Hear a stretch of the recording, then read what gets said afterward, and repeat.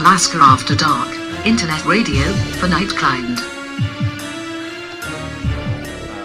We're talking to my guest, Stefan Henderson, Patriarch of Clan Resurrectus. Did I get that? Morning. Good morning. Yes. I think it's afternoon where you are, right? Yeah, actually it is now. Yeah. It's groggy morning for me here. I'm still trying to wake up. We've got like a 4-hour difference. So I want to get a little bit about yourself and your experience with the vampire community. Well, I came up, of course, I was a pre-net vampire. There was no real internet. It was just starting out with AOL online. So I really didn't get online. Had my first awakening when I was 13, and then my second awakening around 18 or 19, which was the big one. Didn't grow up in a vampire hub. I've mentioned that before. Atlanta probably had vampires in it, but there was no solid court or group or house or anything. I just had to basically cope with it and try to learn as much as I could. It's not like you can go into your public library here and find any documentation from the community or anything like that, at least not then. We're talking early 80s and, back in the days of Reagan. And it wasn't really, even when I got online, I wasn't really searching. I was dealing with a lot of personal issues, so really was trying to concentrate on life. But back at the time when I was really looking for the community, I was very young, very married, had children, and so things weren't exactly going great there. And I started really thinking about who I was and the perceptions being different for me, at least, of the world around me. And I said, well, what the hell? I'm going to get online and take a look and see what's out there. And, it's very similar to today. If you go in and just put in vampires in Google, which at the time there was no Google, it was Yahoo, I believe, you get just millions and millions of references. So it's like, okay, I've got fictional, I've got this, I've got that.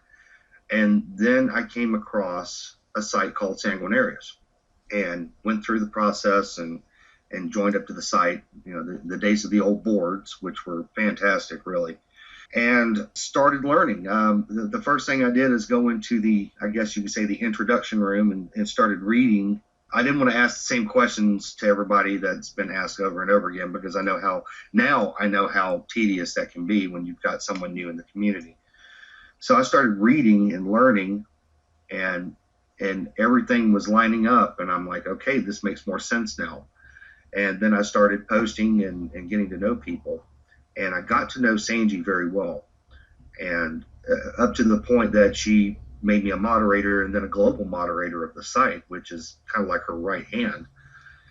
And I had many conversations with her. I consider Sanji probably my mentor. I would consider her my matriarch, my sire, if you will. Spent lots of time in conversation with her. I was devastated the day I found out she was gone. That's how close we had gotten. And we, even up to that point, we had been talking online, and she was shocked when I called her matriarch. And she goes, why do you call me that? And it was kind of funny because she was younger than me. And I said, Sanji, everything that I do today is everything that you taught me. I stand up for myself. I stand up for who I am, what I believe in, and I learned all that from you. And that's one important factor for me when I start dealing with young people in the community. And I'm talking about not people that want to go, hey, I want to be a vampire, make me a vampire.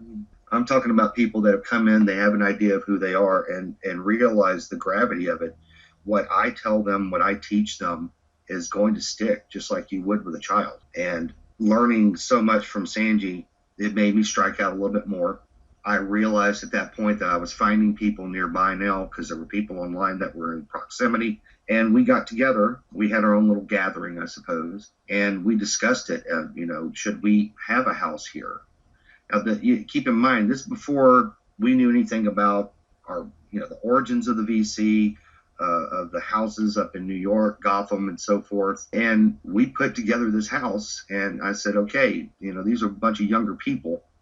I said, who's going to lead this house? You make the decision. And they decided on me. And I'm like, okay, great. Now I'm in middle management. Great. Okay. So that house grew, and that original house was Phoenix Resurrectus, and it grew quickly, both online and offline.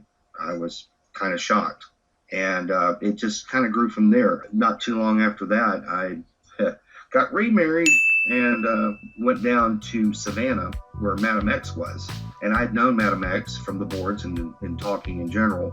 And I was at that point where things had grown to the size that new teachings were needed. I was getting out of my element, and I went down and met with her in Savannah and had a wonderful time. Somehow she got me up belly dancing at a restaurant. I don't know how.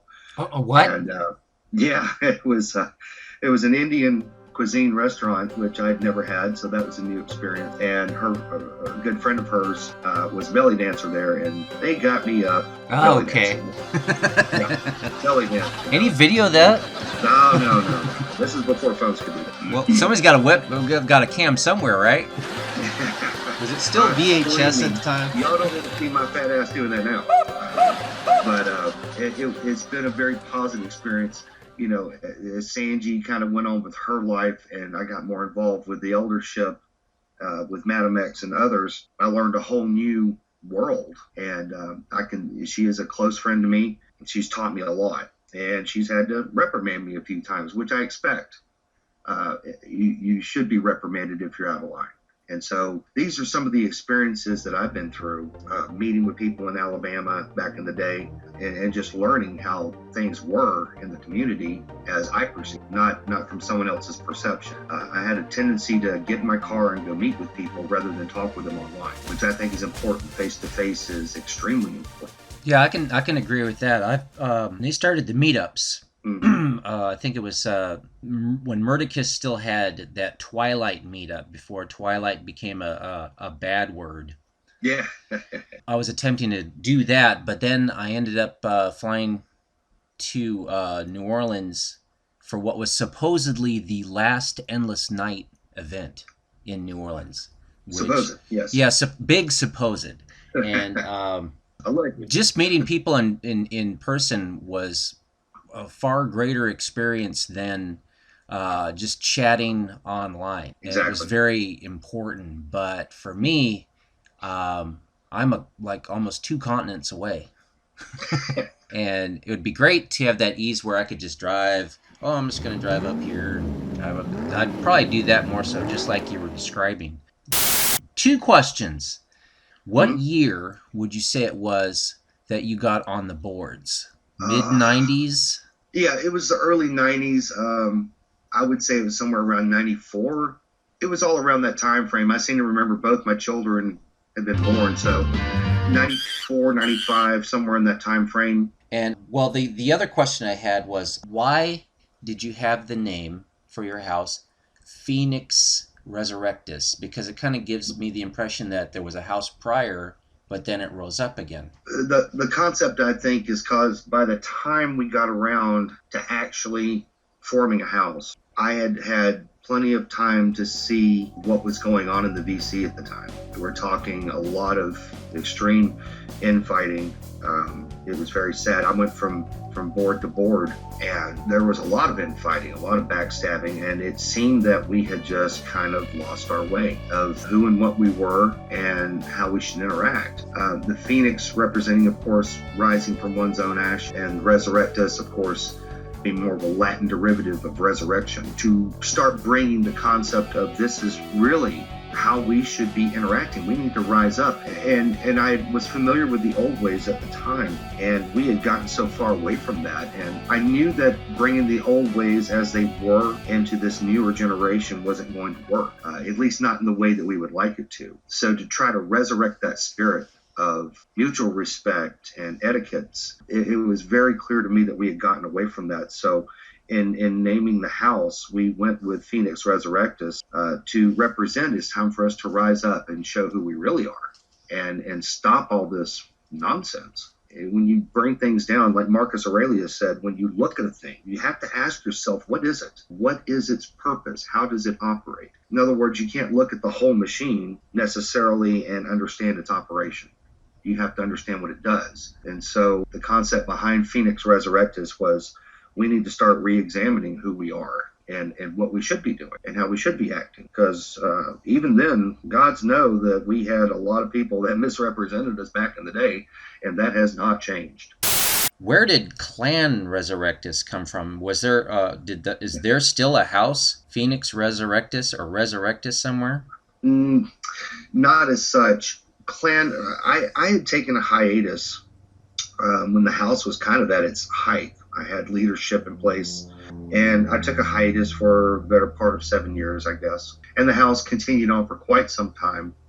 I don't know exactly what happened to it. Slowly it fizzled out, which happens from time to time. So when I came back in and started getting with elders again and talking to people and kind of catching up, the thought process was, well, we probably need to restart this thing. And instead of trying to restart the original, I got with a couple of other organizations and we kind of formed the clan. Because a clan, of course, is a gathering of families. And so we kind of took it in that direction. As far as today, at one point, there were many branches of the clan across the United States. And some saw it as a good thing, some saw it as a bad thing. It was more or less an experiment to see how motivated people really are to move forward. The most successful one is still around today, and it's over in Italy, and they are doing quite well. And I foresee that becoming more of a thing, maybe not on the same level that it was a couple of years ago, but I could see it. I could see more branches of it in the future. But the original house served its purpose. As things do, times change, and things have to change with the time.